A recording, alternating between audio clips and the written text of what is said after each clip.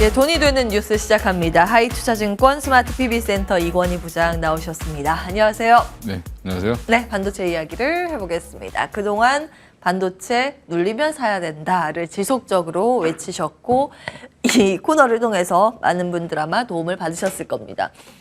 7만 전자 찍고 10만 닉스 오늘 돌파 계속하고 있는 상황. 엔비디아 훈풍이라는 게 일단 시장의 해석이긴 한데 엔비디아와 좀 결은 다릅니다만 어찌되었든 이제 메모리 반도체에도 봄은 오는가의 관점. 이거는 아침에 이제 어제도 이제 정리해드렸던 건데 엔비디아가 간밤 24% 급등을 했습니다. 어느 정도냐면요. 시가총액 늘어난 폭만 보면 하룻밤 사이에 250조 원 넘게 뛴 거거든요. 삼성전자 어제 종가 기준 시총이 410조 원, 절반 이상이 되는데요. 시총 2위, 3위 기업인 LG에너지솔루션, SK하이닉스 두 개 합친 것보다 엔비디아 24% 상승의 시가총액 규모가 큽니다. 다음 보겠습니다. 어느 정도인지 이제 체감하실 수 있을 것 같고요. 참 이게 미국이 부럽다라는 관점에서 엔비디아 가지고 있어서라는 그 내용을 아침에 좀 정리해 드렸습니다. 일단 엔비디아는 연초 대비했을 때 160% 급등했는데 엔비디아의 D램 납품하는 SK하이닉스는 연초 대비 한 40%, 마이크론도 거의 비슷하게 올랐습니다. 왜 이렇게 차이가 나는가를 생각을 해봤거든요. 찾아보니까 그 SK하이닉스 정기주주총회 3월 달에 있었는데 그때 박 부회장이 이런 이야기를 했습니다. 우리 SK하이닉스가 그 고사양 그 메모리 HBM 200달러에 공급을 하면 거기에다가 GPU 붙여가지고 파는데 A100, 엔비디아는 $10,000에 판다. 우리가 요거 이렇게 비싸게 판다는 내용인데, 그러니까 결국 고부가 가치라는 거예요. 엔비디아라는 게. 다음 보겠습니다. 그리고 지금 HBM이라는 그 키워드로 시장에서 많이 해석을 하고 있는데 하이닉스에서 HBM 매출 비중이 1% 정도밖에 안 된다고 합니다. 다음 내용들 이제 정리를 해주시죠. 제가 목이 잠겼네요. 네, 뭐 지금 엔비디아를 부러워할 거는 뭐 사실 의미 없는 얘기죠. 뭐 결국 GPU를 만들 수 있는 나라가 국가가 지금 미국밖에 없습니다. 네, 그런 부분이고 결국에는 지금 엔비디아가 GPU 시장을 장악하고 있는 게 거의 한 시장 점유율이 뭐 70에서 80% 가까이 되고요. AMD도 일부 하고 있지만 여전히 지금 엔비디아 독주가 이어지고 있는 상황이고 특히 AI 칩 관련돼서는 엔비디아가 지금 그냥 시장을 다 장악하고 있습니다. A100, H100 다 지금 엔비디아 것만 쓰고 있는 상황이고 아직 AMD는 조금 더 기술 개발을 해야 된다라는 지금 얘기가 나오고 있어서 지금 이번에 이제 엔비디아 실적 발표 보면은 많은 언론 기사들이 GP 마진 이런 거 얘기 안 하시던데 GP 마진 거의 68% 나왔습니다. 그러면 이제 뭐 우리 거는 싸게 사다가 뭐 자기들 거 GPU 붙여서 되게 비싸게 판다 이렇게 얘기하는데 그건 독점적이기 때문에 당연히 그럴 수 있는 거고요. 지금 AI 칩으로 되는 GPU는 엔비디아만 만들죠, 전 세계에서. 그렇죠, 맞습니다. 그러면 지위가 지금 AMD도 지금 진행을 하고 있지만 이게 성능 자체가 좀 아직 못 따라오고 있기 때문에 시간이 좀 걸릴 걸로 보면 당분간은 독점적 지위를 계속 유지할 거고 그에 따라서 지금 우리 SK하이닉스 같은 경우는 매출 비중에 HBM이 차지하는 게 1% 내외지만 사실은 이제 더 확대되겠죠. 확대되는 기대감으로 지금 올라오고 있는 거라고 보시면 되고 그다음에 또 하나는 지금 D램도 되게 바닥이다라고 하면서 돈다라는 얘기가 좀 나왔었는데 이전에 근데 엔비디아 실적 발표 이후에 엔비디아가 2분기 실적을 자기들 2분기 실적의 가이던스를 높였습니다. 높이면서 결국에는 AI 시대가 열린다. AI 칩이 더 확산될 거다. 본인들도 게이밍 쪽은 여전히 매출이 감소했는데 이거를 다 온전히 AI 칩이 다 채워준 거죠. 그렇죠. 그러면서 이 부분이 그러면 데이터 센터가 더 늘어나겠구나. 뭐 이런 부분들의 이제 기대감이 생기면서 지금 마이크론도 어제도 한 4.6% 가까이 올랐습니다. 맞아요. 엔비디아에 가려서 안 보이지만 우리는 지금 엔비디아랑 마이크론을 같이 봐야 됩니다. 같이 봐야 되는데 그러면 오늘 하이닉스도 같이 이렇게 올라오는 4% 이상 올라오는 것도 그런 부분들이 이제 단순히 그냥 HBM 때문이라기보다는 전반적으로 반도체 업황 자체가 돌 수 있다라는 그런 기대감도 반영이 되고 있다고 생각하시면 되고 이게 시스템 반도체하고 메모리 반도체를 세트로 봐야겠네요. 그렇죠. 뭐 이게 사실은 중요한 건 지금 제일 중요한 건 GPU지만 그리고 예. 또 거기에 또 HBM도 중요하다고 하지만 예. 전체적으로 이거를 다 운영하려면 결국에는 D램은 어마어마하게 필요합니다. 아, 그렇군요. 예. 요 앞에 화면을 좀. 자, 우리 사실은 그동안 이스페타시스라든지 네. 한미반도체는 들고 가야 합니다. 네. 그동안 지속적으로 말씀을 주셨고, 뭐 역사상 신고가가 이 두 종목에서 나옵니다. 여기에서 이제 고민이 드는 건 그동안 이제 안 올라갈 때 말씀을 주셨던 거예요. 네. 지금 뭐 신고가 영역에 가 있는 이들 반도체 기업들 팔아야 됩니까? 더 들고 가야 됩니까? 이런 고민이 남습니다. 어떻게 보세요? 뭐 비중 조절은 좀 하셔도 괜찮을 것 같은데 그래도 더 들고 가셔도 된다. 이스페타시스가 작년 실적 올해 이제 가이던스가 나와 있는데 올해도 아마 엔비디아 향으로 한 200억 이상 매출이 더 나올 걸로 예상을 하고 있고요. 예. 그다음에 지금 MS 쪽으로도 한 150억 가까이 나올 걸로 보고 있는데 그러면 이제 이스페타시스가 과연 지금 주가가 사상 최고가인데 비싸냐 싸냐를 계산해야 되겠죠. 계산해 보면은 PER 기준으로 예상 가이던스 대비해서는 아직 비싸진 않습니다. 한 10배 정도까지 올라와 있는데 지금요? 9배에서 10배 정도까지 올라와 있는데 여기서 프리미엄을 더 주냐 안 주냐의 싸움이기 때문에 그리고 이스페타시스가 예상했던 그 가이던스보다 아닌 판매량보다 더 늘어날 가능성도 있습니다. 왜냐하면 엔비디아도 뭐 그 가이던스를 상향했죠. 네. 그렇게 되면 이스페타시스 입장에서는 들고 계신 분들은 조금 더 들고 가보시는 게 맞을 것 같고 쉴 때까지 꺾일 때까지는 들고 가셔야 될 것 같고요. 그다음에 지금 내릴 때는 아니라고 그쵸. 보셨고 한미반도체도 예전에 말씀드렸지만 한미반도체 오늘 또 이제 HPSP까지 같이 올라오고 있죠. 장비. 열처리 장비까지 같이 올라오고 있는데 같은 계열입니다. 그럼 결국에 근데 한미반도체는 TSV 본드 이 공정이 굉장히 HBM에서 핵심 공정이기 때문에 그 관련해서 지금 한미반도체가 각광을 받고 있는 거고 그럼 단순히 그러면 HBM을 만들 때만 한미반도체가 필요하냐? 미세화 공정이 다 필요합니다. 그러니까 앞으로 선단 공정이라 그래서 최고 사양을 만들 때는 다 필요하기 때문에 한미반도체가 그래서 저는 꾸준히 갈 걸로 예상을 하고 있고 들고 계신 분은 더 들고 계셔야 된다. 안 갖고 계신 분들은 조정이 나오기를 좀 기대해 보자. 그러면 이런 결론이네요. 지금 내릴 때는 아닌데 만약에 쉬어간다 하더라도 그때가 모아가야 할 타이밍이지 그렇죠. 뛰어내릴 때가 아니라고 보셨습니다.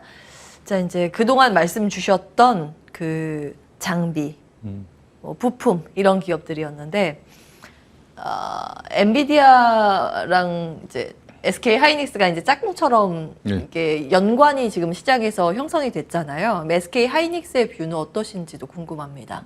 SK 하이닉스도 마찬가지지만 어차피 돌파구가 필요했는데 모멘텀은 만들어졌고 이 HBM을 엔비디아에 납품하고 있다라는 내용은 이미 제가 알기로는 기사화된 게 연초였습니다. 거의.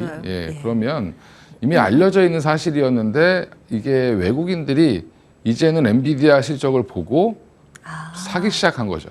어제 갑자기 많이 사더라고요. 그리고 마이크론도 지금 다시 올라오고 있고 D램 시장도 아까 말씀드린 것처럼 좋아지고 있고 그러면 하이닉스를 안 살 이유가 없지 않나? 그동안은 삼성전자 위주로 많이 사다가 갑자기 어제 외국인들이 하이닉스에다가 약간 더 비중을 실는 것 같은 모습을 보였거든요. 그런 부분들을 봤을 때는 굳이 지금 뭐 하이닉스라든지 삼성전자 같은 경우 둘 다 마찬가지지만 단기적으로는 하이닉스가 더 탄력이 좋겠죠. 그리고 삼성전자는 반도체 사업 부분이 크지만 여전히 다른 사업 부분도 있지만 SK하이닉스는 오로지 반도체만 하고 있는 회사고 그러면 당분간은 하이닉스가 더 주목을 받을 수밖에 없다. 그렇군요. 제가 사실은 가격 질문 잘 안 드리기는 하는데 SK 하이닉스는 우리 그 메모리 반도체의 대표 주자이기 때문에 상단을 어디까지 보시는지 여쭤봐도 될까요? 그러니까 지금 뭐 13층, 14층 뭐 이렇게 계신 분도 계실 텐데 이제는 단가를 낮추는 작업을 하셔야 된다. 좀 길게 보시면 추가 매수? 그래서 추가 매수 하셔야죠. 이제는 어차피 대세가 나왔는데 추가 매수를 언제 해야 되냐? 부채 한도 협상 끝나고 하시면 됩니다. 그냥. 흔들릴 때요? 그러니까 신용등급 강등 뭐 이런 거 없으면 그러니까 흔들릴 때가 아니라 그게 확실해지면 그러면 만약에 이제 그런 쪽에 문제가 생기면 주가는 다시 빌리겠죠. 그럴 때는 오히려 그럴 때도 마찬가지로 기회고 어차피 결과가 나와야 됩니다. 결과가 나올 때 오히려 대형주들은 접근하시는 게 좋을 것 같고요. 지금 뭐 나머지 종목들도 다 마찬가지지만 가격 전략 얼마까지 봐야 되냐, SK하이닉스. 실적으로 보면 당장은 전고점 가기는 좀 어렵지 않을까라고 생각을 하는데, 근데 이게 주식이라는 게 새로운 사업에 대한 기대감이 붙으면 굉장히 빠릅니다. 사실 대형주들도 요즘에는. 그러면 적어도 여기서는 한 20% 업사이드는 충분히 나올 수 있으니까 그때까지는 좀 들고 가보자. 안 갖고 계신 분들은, 그럼 갖고 계신 분들, 위에서 물리신 분들은 조금 더 사보자. 안 갖고 계신 분들은 다시 또 한번 편입을 해보시자라고 말씀을 드릴 수 있을 것 같습니다. 요 며칠간 반도체가 워낙 강하다 보니까 여기 이제 끝인가라는 질문이 굉장히 많이 올라오고 있는데 그건 아니라고 보셨고 흔들리면 오히려 더 매수를 해야 할 구간이라고 보셨습니다. 반도체 투톱 가운데 대형주 가운데서는 하이닉스 그리고 좀 중소형주 안에서는 여전히 기판. 네, 뭐 이스페타시스 한미반도체 여전히 조정 나올 때마다 보셔야 된다. 예, 여기까지. 자, 다음 보겠습니다. 저희가 이제 반도체는 안 올라갔을 때부터 짚어드렸습니다. 그리고 이제 결실이 하나 둘씩 맺히기 시작한 건데 혹시 안 오른 쪽 지금 볼만한 부분 가운데 배터리나 바이오가 될까라는 질문을 또 드리려고 합니다. 먼저 바이오. 다음 주에 미국 종양학회 개막입니다. 미국의 이제 3대 암학회인데 초록이 아마 공개를 오늘 했나 어제 했나 아마 그랬을 거예요. 어제 했습니다. 어제 했습니까? 참여 기업들이고요. 유한양행, 오스코텍, 레고캠, 앱클론, GC셀, ST큐브, NK맥스, HLB 이들 종목이 그러니까 시장 지수 대비 조금 나은 표정이죠 오늘요. 다음 보겠습니다. 뭐 레이저 티닙 뭐 그런 내용이고 ADC가 또 하나의 키워드. 예.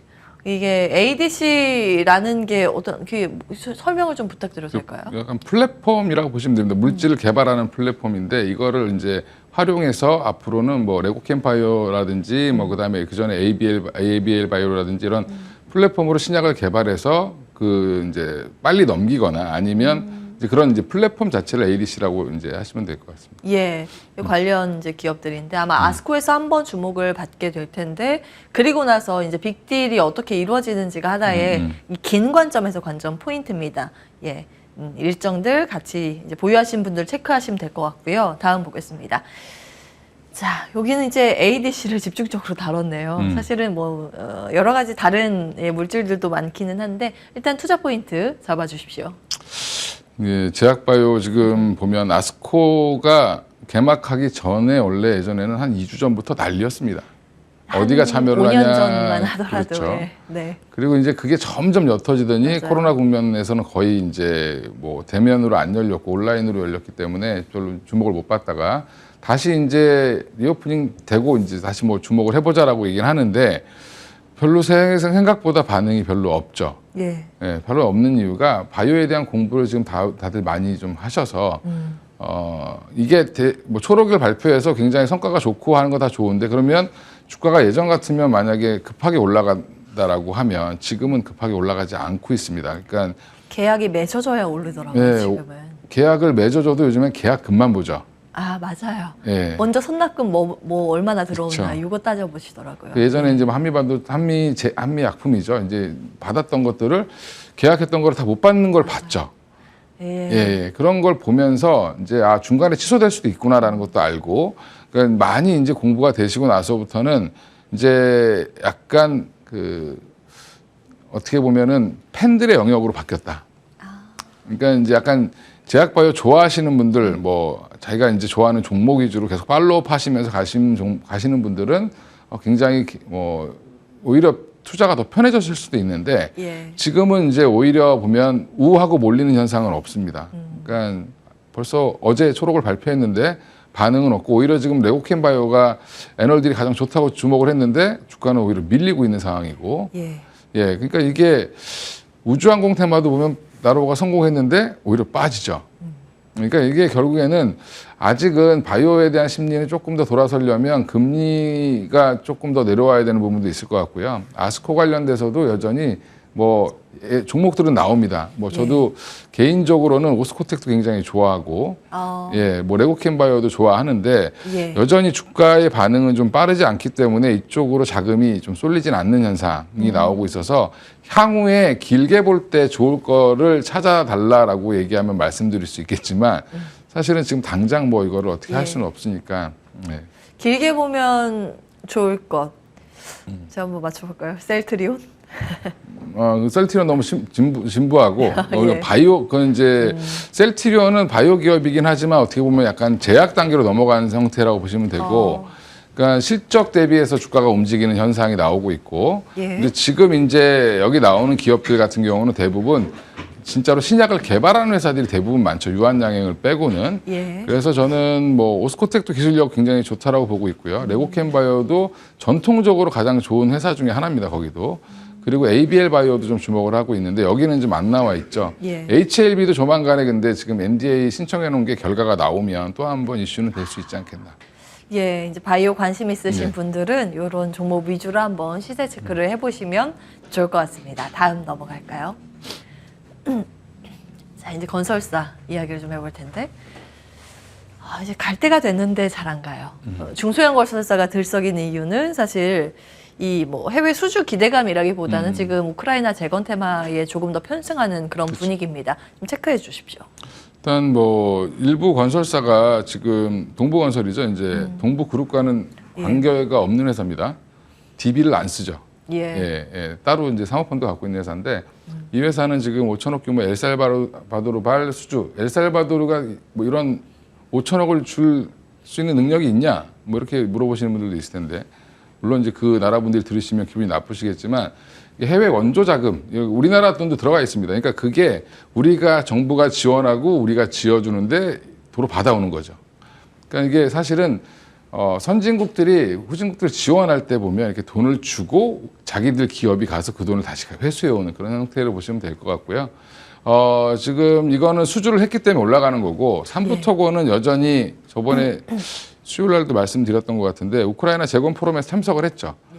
그리고 지금 정치권이랑 워낙 관련이 잘 되어 있는 회사고, 향후에 주가도 좀 많이 빠져 있기 때문에 기대감에 또 좀 많이 오르는 것 같습니다. 근데 재건 테마가 왜 좋냐? 젤렌스키 대통령과 우리 대통령이 만났고, 뭐 그 다음에 최근에 원희룡 장관은 계속 지금 우크라이나 관련된 장관들을 만나고 있고, 전쟁이 끝나기만 하면 바로 우리나라랑 뭐든지 다 할 것처럼 지금 얘기를 하고 있기 때문에 이거는 국제 정세상 당분간 우리가 혜택을 받을 건 맞는 것 같은데 과연 전쟁이 언제 끝날 것이냐, 그게 가장 핵심일 것 같습니다. 개인적으로 투자를 하시겠습니까, 이쪽에? 저는 안 할 것 같습니다. 그러면 질문을 틀어서 배터리 가겠습니다. 자, 앞서서 반도체가 이제 신고가가 나오고 배터리가 상대적으로 이렇게 내려와 있는데 그럼 지금 배터리를 볼 시점인가에 대한 답변은요? 이게 너무 급하지 않으셨으면 좋겠습니다. 이게 조정받은지 생각해 보면 얼마 안 됐습니다. 지금 한 2, 3주 정도 됐는데. 그거밖에 안 됐나요? 되게 오래된 것 같지만. 체감상 한 2달 정도 된 것 같은데. 그렇죠. 그러니까 적어도 기간 조정이든 가격 조정이든 나오게 되면 뭐 한두 달은 무조건 이상 쉬어야 된다라고 보시면 되고, 과연 바닥을 어디에서 잡아서 돌릴 거냐라는 부분, 이게 한 번에 바로 잡고 올리는 경우는 거의 없기 때문에 특히 이제 시가총액 큰 종목들은 계속 바닥을 다지는 작업을 할 겁니다. 기간 조정이 나오더라도. 그러면 올라갔겠거니 하고 샀다가 또 밀리고 이런 것들이 계속 반복될 수 있습니다. 에코프로 BM 예전 차트 한번 보시면 똑같았습니다. 그때도 더 여기가 바닥이지 않겠냐, 근데 계속 쉬었습니다. 한 6개월 이상 쉬었습니다. 그러니까 좀 길게 보시고 대응을 하셔야 된다. 그동안 사실 지속적으로 배터리의 성장은 주목을 하되 일단 시기의 문제, 이제 매수를 어느 정도 좀 기다렸다 하는 전략을 계속 말씀을 주고 계신데, 기업이 성장하는 속도랑 주가의 속도는 다릅니다. 그걸 보셔야 돼요. 그러면 조금 더 기다리도록 하겠습니다. 오늘은 여기까지 합니다. 하이투자증권 이건희 부장 함께했습니다. 고맙습니다. 감사합니다.